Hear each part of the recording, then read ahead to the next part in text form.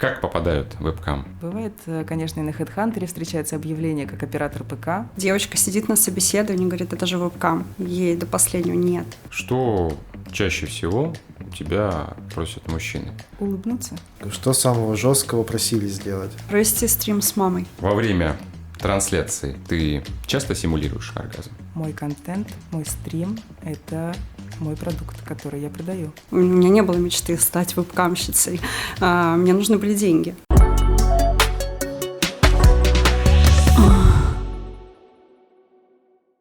Привет, это подкаст 69. Мы записываем выпуск в Санкт-Петербурге. Буквально 3 года назад я записывал эпизод с вебкам-моделью, которая приехала из этого города. Мы поговорили прекрасно о вебкам-бизнесе, но все это было в аудиоформате. Сегодня же я решил это сделать более, так сказать, широко, глубоко, подробнее. И приехал сам в Санкт-Петербург пообщаться с Варварой. Привет. Привет. Почему родину вебкам в России называют именно Санкт-Петербург? Я, конечно, задумывалась над этим вопросом, но так и не нашла ответа, кроме того, что здесь красивые девушки. Самые красивые, возможно. С самыми красивыми глазами, если мы можем сейчас судить о тебе. Как попадают в вебкам? Могу сказать за себя, что мне написала просто девушка ВКонтакте. Предложила прийти как стриминг-модель. На что я ответила, что я совсем не модель. Но, в общем-то, меня туда заманили, и вот так это происходит обычно. Бывает, конечно, и на HeadHunter встречается объявление как оператор ПК. Ты уже туда приходишь и тоже узнаешь, что это вебкам. Кто-то через друзей знакомых, кто-то спрашивает, откуда у тебя такое колечко с бриллиантом, где заработала, и тоже хочет. Ты пришла туда с каким-то знанием, осознанностью того, что нужно делать, как нужно делать, или по мере опыта ты все это изучала, набиралась? Я пришла в вебкам 7 лет назад, и о вебкаме я не знала ничего. Я не слышала ни разу, что это такое. То есть я пришла как чистый лист. За 7 лет ты уже, наверное, как ветеран какой-то вебкама. Вебкам только развивается, конкуренция становится все больше, поэтому приходится постоянно заниматься саморазвитием. Какие навыки нужны и полезны в вебкаме? Видишь ли, вебкам-модель объединяет в себе несколько профессий. Это и модель, и фотомодель. Это и психолог, это и оператор, это и художник по свету. То есть перечислять можно очень долго. И это и искусство, и психология, и сексология. И, конечно, все эти разделы хочется изучить хотя бы базово, чтобы более-менее быть хорошим перформером. Что чаще всего у тебя просят мужчины? Улыбнуться. Улыбнуться? Слушай, но что чаще всего просят мужчины в жизни у женщин? Все то же самое. Если ты хочешь подвести к тому, что мужчины хотят, чтобы женщина разделась, мужчины хотят, чтобы женщина разделась. Но если бы им нужно было только это, они бы пошли и включили порно. Но почему-то они идут к живой девушке, значит, что-то у них тут есть какая-то дыра, одиночество. И вот они приходят, чтобы я ее заполнила. Живая девушка тоже еще, можно сказать, в кавычках, ведь все-таки ты на другой стороне экрана, а не рядом с ними. Да, в полной безопасности за счет этого. Ты когда-нибудь отказывала? Да, часто. А как ты это делаешь? Просто заблочила или где-то просто сказала нет? Сначала можно вежливо сказать нет и предложить какую-то альтернативу. Если человек не понимает, скажем, с 3-го раза, то, конечно, легче его заблокировать. Придут другие. А люди охотно платят или они больше халявщики? Конечно, мы любим везде экономить. Такое есть. Но важная часть профессии модели – это продажи. То есть гость – это покупатель. Мой контент, мой стрим – это мой продукт, который я продаю. Что выгоднее?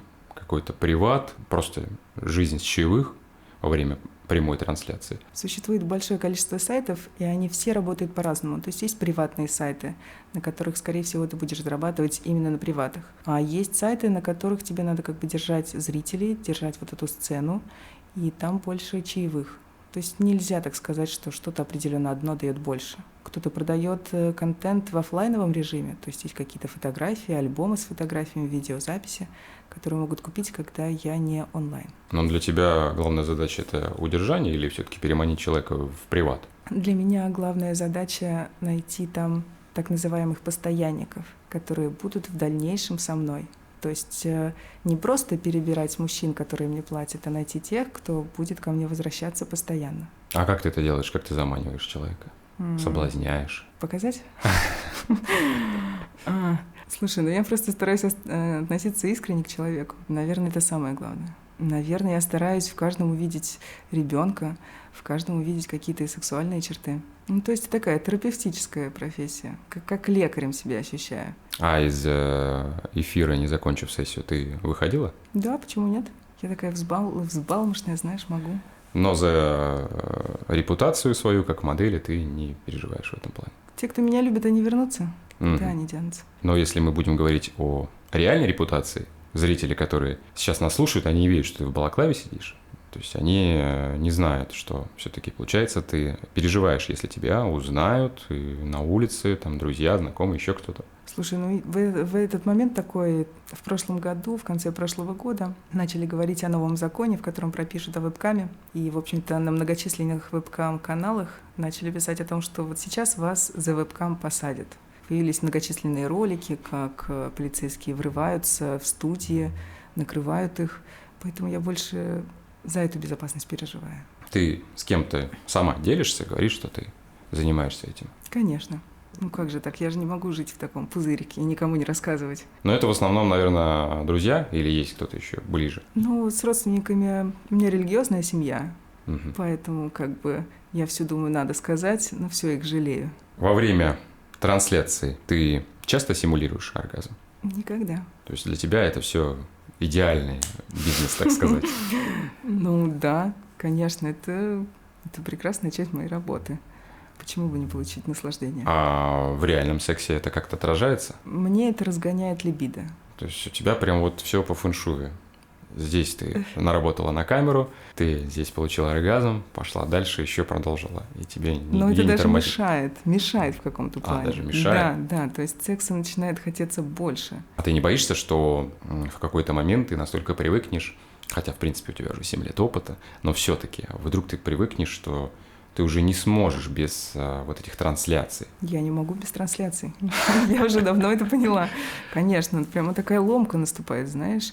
Я после трансляции гораздо лучше выгляжу. Ну, то есть ты все равно так или иначе присутствует профдеформация. Если у меня профессия состоит в том, чтобы соблазнять, то есть так или иначе какие-то ракурсы в жизни, я тоже как-то подсознательно становлюсь такой более соблазнительной, скажем так. Но если ты так все сладко говоришь, то я подразумеваю, что, как и многие другие подобные материалы, могут обвинить в романтизации этого вебкама.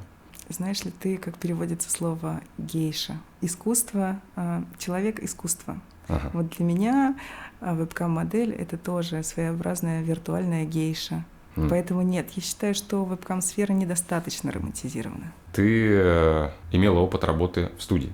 Да. Сейчас ты занимаешься, собственно, так сказать, сольной карьерой, если это можно выразиться. А есть разница между студийной работой и вот в том, как ты занимаешься этим уже дома? Надо обладать, конечно, навыком самоорганизации, самодисциплины, потому что в студии у тебя имеется график, которого тебе надо придерживаться. Ну а дома легче заварить чаечек, походить, потупить. В студиях проходит обучение сейчас часто, то есть это тоже ложится на мои плечи. Фотосессии делаются за счет студий.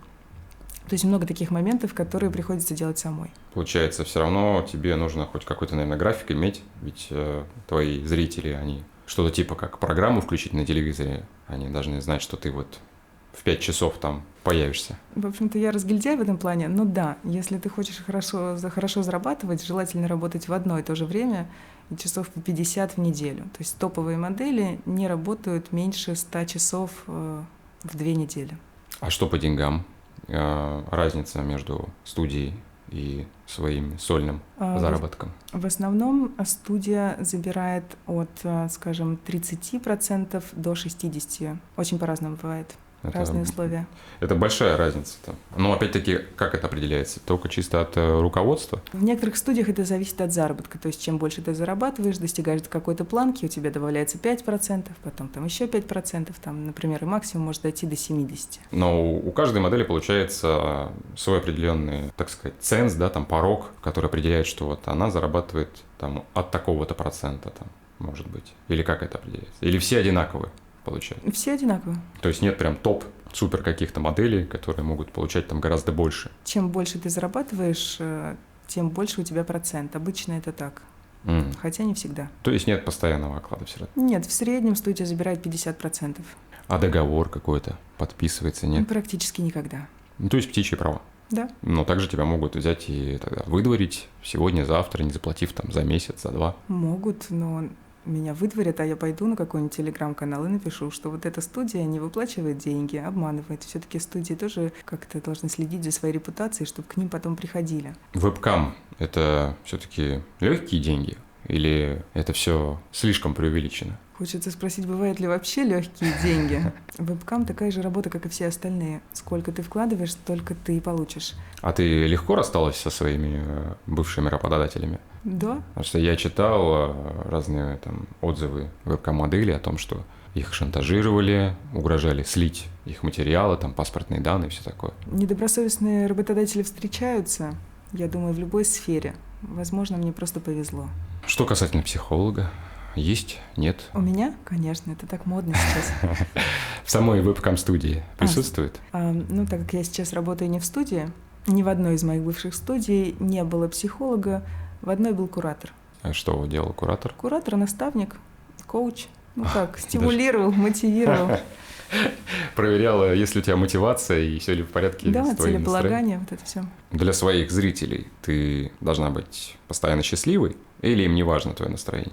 Ну, конечно, приятнее, когда перформер счастливый, потому что как бы он делится своей радостью. Но я тоже человек, и зрители мои понимают, что я живой человек. То есть у меня были такие трансляции, когда я была совсем уж не в настроении настолько, что я рыдала. Но это тоже помогало заработку. На вот тебе $50. Не плачь, детка. Настолько получается универсально, ты можешь включить в любой момент, и все равно ты будешь в плюсе. Ну, я сама по себе люблю, знаешь, драмы.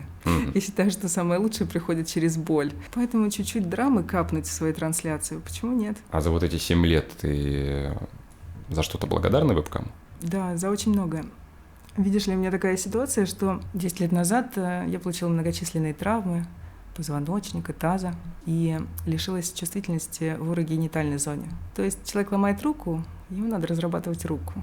А я, грубо говоря, сломала весь свой таз. Ну, в общем-то, многочисленные реабилитологи говорили: мастурбируй, восстанавливай. И тут попался вебкам. Весьма кстати, потому что до вебкама я не представляла, какая я красивая. До вебкама я не представляла, что познакомлюсь с таким количеством чудесных землей со всей планеты. Это позволило мне стать, знаешь, человеком мира. Это позволило мне узнать, а что мне хочется в сексе. Можно очень долго перечислять, что мне дал вебкам. Ну, плюс еще не забываем деньги. Да, конечно. Сколько ты зарабатывала в студии? Примерно в месяц. Там обычно зарплаты считаются по 2 недели. Ну, в месяц примерно там, не знаю, на хлеб с маслом хватало.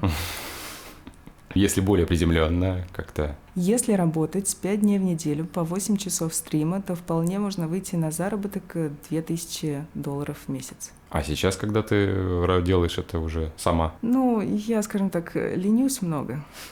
Поэтому я работаю, скажем, 3 раза в неделю по 3 часа. Но сумма осталась та же за счет того, что процент студия не забирает. По твоим словам, получается, что ты прям реально кайфуешь от той работы, в которой ты находишься. А ты? Мне так хочется думать, что все так делают. Не всегда приятное с полезным хочется совмещать, но не всегда так получается. Да, я, видишь, как и ты, люблю поговорить о сексе. То есть ты себя не ощущаешь там каким-то куском мяса? Я считаю, что это exchange, обмен, знаешь. Тебя могут записать в тот момент, когда ты транслируешь. И потом твой материал могут слить на любой порносайт. Ну, 99%, даже тут гадалки не ходи, этот ролик хер ты удалишь. Потому что это все множится. То есть таким форматом ты становишься добровольной порноактрисой. Ох, боже мой, я мастурбирую. Не дай бог еще сексом занимаюсь, но для меня это в порядке. Ничего такого я в этом не вижу. То есть тебя могут так увидеть, тебя могут так и вычислить. Пускай полюбуются. Сейчас самая ближайшая уголовная статья – это 242 Уголовного кодекса. Да? Незаконное изготовление и оборот порнографических материалов. Как считаешь, нужна легализация вебкама? Безусловно, конечно. Ну, я считаю, что мы только получим с этого. То есть я с удовольствием бы платила налоги, если бы это было легально. Ну, тебе легче, проще говорить, потому что ты на этом зарабатываешь. Я думаю, что найдется другое мнение серьезное в том направлении, что это разврат, это порнуха. В Чехии, насколько я знаю, вебкам легализован. Да и не только в Чехии, да, много где. Можно ли сесть в тюрьму за занятие вебкам? Да. Сейчас сами вот студии, в которых ты работала и которые сейчас существуют, как они обходят эти ограничения? Честно говоря, некомпетентна в этом вопросе, но мне кажется, что-то из серии «дать на лапу», «договориться», мне кажется, что-то как-то вот так же работает, как, грубо говоря, и в 90-е. Всем привет, это питерское подразделение подкаста 69. Меня зовут Вадим, и в гостях сегодня у нас Жанна. Мы поговорим о вебкаме. Слушай, расскажи, что для тебя вебкам в целом? Как ты видишь эту индустрию? Ну, на самом деле, это такая сфера довольно глубинная, как бы это сейчас неоднозначно не звучало. Все это, да, все это большой бизнес, скажем так. А ты как начинала, со студии или сама? Я начинала со студии, вообще это классика жанра. Из-за того, что ты абсолютно не знакома, из-за того, что я была совершенно не знакома со сферой, я просто думаю, ну, попробую. У меня не было мечты стать вебкамщицей, мне нужны были деньги. А как тебя засосало вообще в эту воронку? Просто я видел много объявлений на Авито, требуется стример, всему научим, все покажем. Ну, да, у меня было по-другому.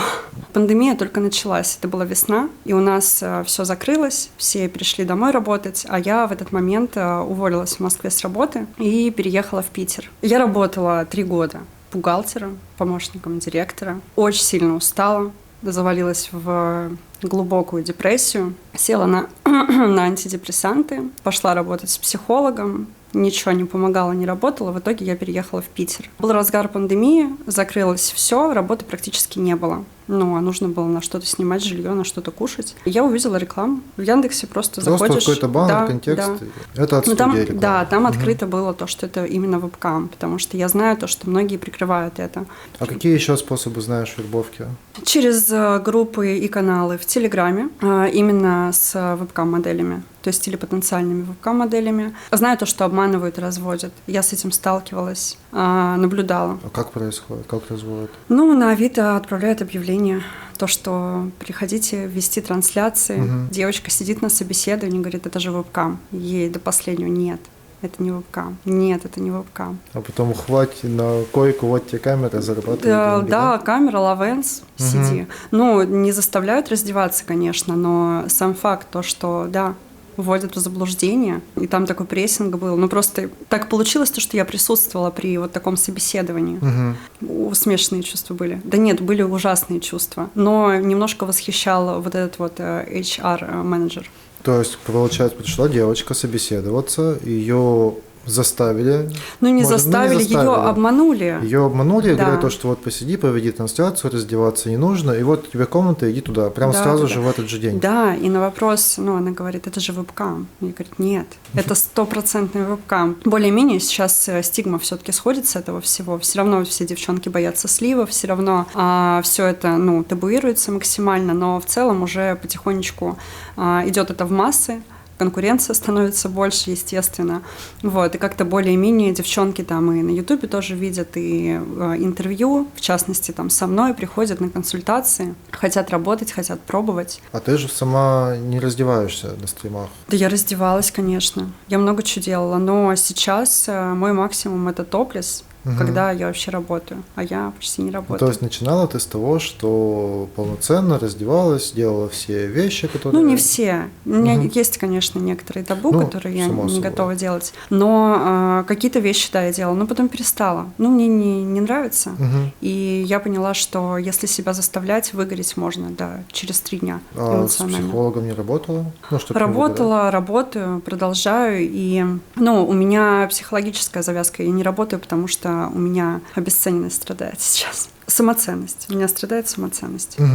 И у меня ощущение себя очень сильно зависит от того, как стрим пройдет. Я очень боюсь, я накладываю много ожиданий на стрим. Я волнуюсь, что я не заработаю. Ожидания в плане денег или обратной связи? И денег, и обратной связи. Это все важно. Там же ты эмоционально включаешься туда очень сильно. И из-за этого мне страшно туда выходить. Я боюсь, что я не получу эту обратную связь. Я боюсь, что я не заработаю столько, сколько хотела бы. Как думаешь, с чем это связано? Это что-то твое личное? Это мой заскок, но он может многих коснуться на Но самом это деле. же может и с другой стороны прилететь. Допустим, ну смотри, стало очень, профессия популяризировалась, стало много моделей, и конкуренция выросла. Может быть, отсюда это чувствуется? Нет, моделей всегда было много на самом деле. Я не так давно начала, сколько, 3 года назад.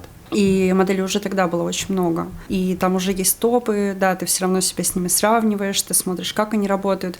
Но тут больше именно мой психологический, конечно, заскок. Страх, то, что ожидания определенные не оправдаются. Это же выглядит со стороны, ну и даже по моему ощущению, как будто что-то очень нестабильное. Но на деле, когда ты работаешь там месяц регулярно, 5 дней в неделю условно, по 4 часа, ты стабильно заработаешь определенную сумму 100%. Даже если ты будешь вот амебой сидеть, у тебя только лавенс будет, и все. Я понимаю, что в целом это может быть всегда стабильно, всегда приходят новые, возвращаются старые. Можно вывести это все в стабильный какой-то заработок, но последние несколько месяцев все, что я делаю, 1-2 раза в месяц я выхожу перед тем, как вывести деньги, 15 или 31-30 числа, то есть это последние дни.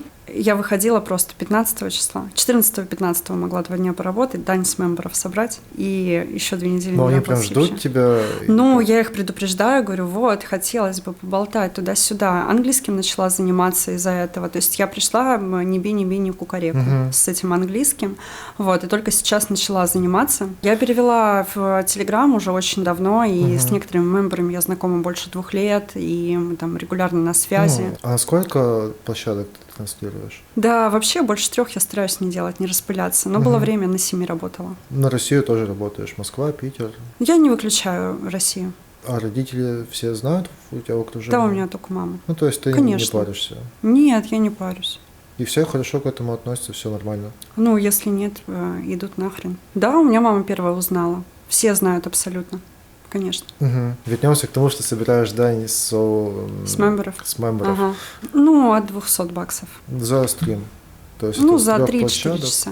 В январе было так, что я 5 дней подряд работала. Да, но на 5-й день уже, конечно, я чувствовала, что обратной связи меньше, и как-то уже все не торт. И настроение не очень. От настроения много зависит. Я заметила на своей практике. Очень много зависит от настроения. Когда заходишь с этими ожиданиями, с этой тревогой, а заработаешь, не заработаешь, а хоть бы там твой любимый мембер обязательно к тебе пришел. Чувствуется через камеру. Да. То есть ты сидишь зажато, ждешь, пока что-то на стриме повлияет на твое настроение, поднимет тебе его. То есть ты перекладываешь ответственность на мемберов фактически за свое эмоциональное состояние. Ну, я так делаю. И, это ужасно. Это не работает. И когда я знаю, договорившись заранее с мембером, то, что он придет, и я такая, $250 как с куста я получу, я в расслабленном королевском состоянии захожу туда просто поболтать и поиграть, и все круто проходит, и приходят еще новые, зарабатываю еще больше. На что тратишь деньги? На ребенка, на себя. Как тяжело совмещать ребенка и такую Да, профессию? тяжело расписание себе подогнать. Это правда, потому что самой хочется спать, а спать я обожаю. Но мне фартануло с ребенком. Ему 1 год, и он спит с самого рождения по ночам хорошо, а я еще больше люблю спать. Получается, пока ты была беременна, ты делала перерыв какой-то? Я перестала работать примерно на ранних сроках беременности. 2 года назад. Но я все равно поддерживала связь с мемберами, мне все равно там прилетало, и потом, когда я осталась беременна одна, в довольно тяжелой для себя ситуации, мне пришлось возобновить работу. Это было ужасно. Во время беременности? Да. Но у меня живот более-менее появился, наверное, месяца на 7-8, и так я выглядела, как будто просто пельмени объелась. Вот, как мемберы к этому относились? Кто? Мемберы? Они не знали. Но они не видят. То есть у меня никто живота даже не не было видно. заподозрил, все Да, просто обычно? как будто девчонка с животиком, таким. Просто объелась пиццы. И все, ни больше, ни меньше. Какое-то время я поработала, вернулся один из моих самых крутых мемберов, и он мне на крипту просто задонатил неплохо так. И я уже организовала себе переезд в Питер обратно. И у меня получилось то, что я из Питера переехала в Казань. Там я с бывшим молодым человеком, с отцом ребенка жила, и потом мы расстались. Я приехала к маме на пару месяцев, там начала подзарабатывать. А перерыв ты делала из-за него или? Из-за него, из-за моего состояния в целом. Был? Нет, он не был против абсолютно. Он прекрасно знал, чем я занимаюсь. И Ну, он поощрял. Единственное его условие было это работать, пока он работает, ну, то есть днем.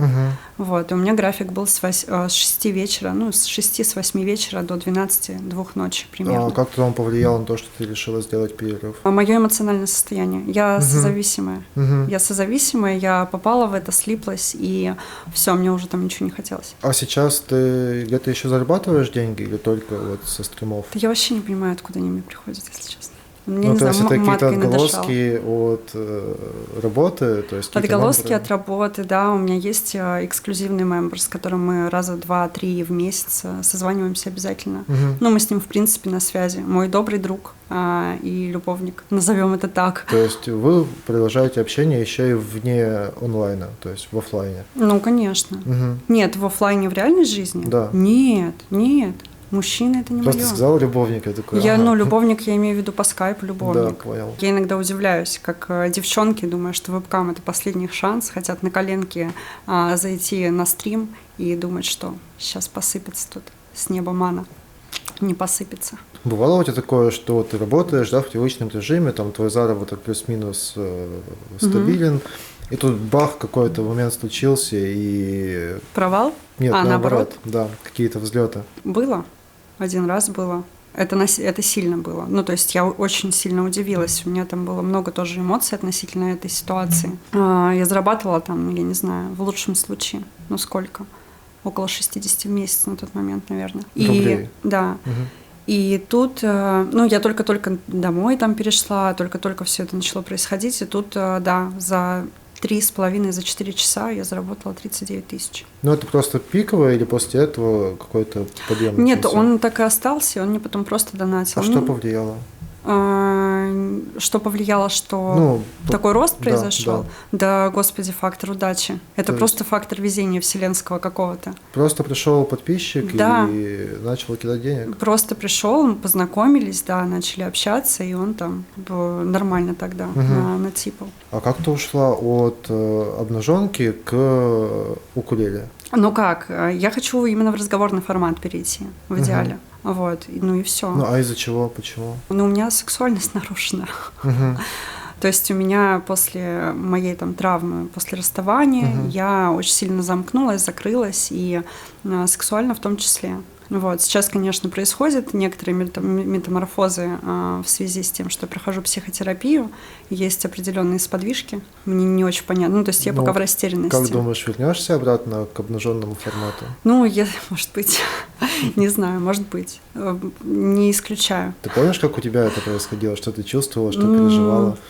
У меня, мне кажется, никогда этого не происходило. То есть ты просто первый стрим запустила, пришла в студию? Да, я пыталась понять, как это работает, должна ли я сейчас раздеваться или нет. То есть я пыталась подстроиться, вообще понять, да, то есть вникнуть в этот весь процесс, понять, а что мне делать, они сейчас что хотят, мне раздеваться или не раздеваться. Там было больше волнения. А потом я чувствовала свой вот этот подъем, когда хорошие деньги пошли. Кайф. Деньги всегда заводят. Это прям вообще охрененно.